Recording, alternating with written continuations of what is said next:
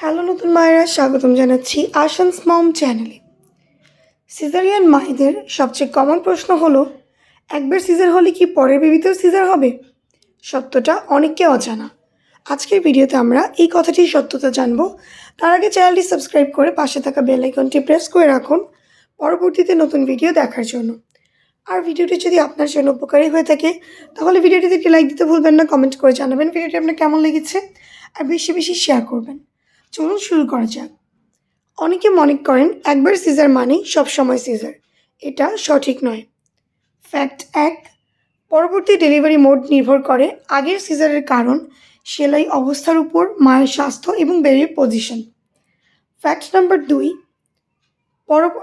অনেক মায়ের পরবর্তী ডেলিভারিয়ে নর্মাল ডেলিভারি পসিবল, কিন্তু ডাক্তার প্রপার অ্যাসেসমেন্ট করবেন। ফ্যাক্ট নাম্বার 3, চিকিৎসকের গাইডেন্সে ভরসা রাখুন, ভয় না পেলে নর্মাল ডেলিভারি কনফিডেন্স বাড়ে। ফ্যাক্ট নাম্বার 4, সঠিক পরিকল্পনা এবং কেয়ার মানেই ফিউচার ডেলিভারিজ সেফ। ভিডিওটি সব মায়ের সাথে শেয়ার করুন, কমেন্টে লিখুন আপনার এক্সপিরিয়েন্স কী ছিল। আজকে এ পর্যন্তই, ধন্যবাদ।